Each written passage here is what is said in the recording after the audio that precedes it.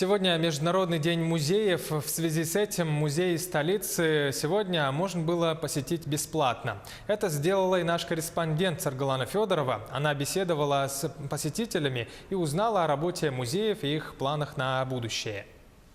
Папа – краевед, мама – смотритель музея. Валентин Егоров вырос в краеведческом музее, буквально. Теперь он постоянный посетитель.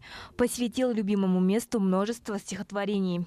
Музей привил ему большую любовь к истории родной земли. По своему роду деятельности являюсь детским врачом, врачом-реаниматологом. И помимо этого я еще занимаюсь литературным творчеством. Герои моих стихов, моей прозы являются жители города Якутска. Я, можно сказать, нахожусь в самой гуще жизни.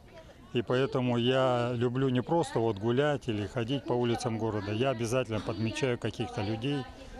И потом это выливается в какие-то сюжеты. Музейный пикник состоялся в Музее народов Севера.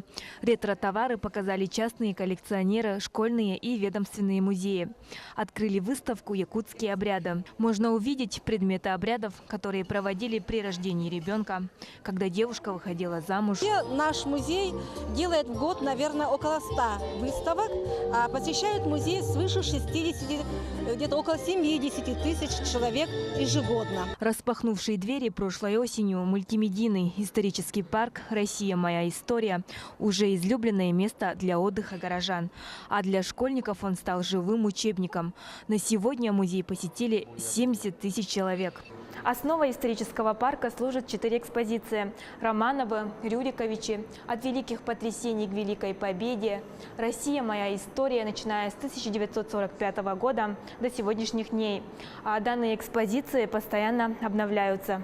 В планах музея благоустроить территорию парка и запустить новые экспозиции. В 2019 году открыть 5-ю выставочную экспозицию, касаемо именно современной истории Якутии.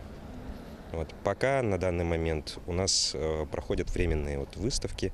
Сейчас проходит большая выставка архитекторов Светуарий. Музейный праздник не заканчивается. Завтра в художественном музее и в мультимедийном историческом парке можно будет и переночевать. Пройдет традиционная акция «Ночь музея». Саргалана Федорова, Евгений Лудинов, Якутск.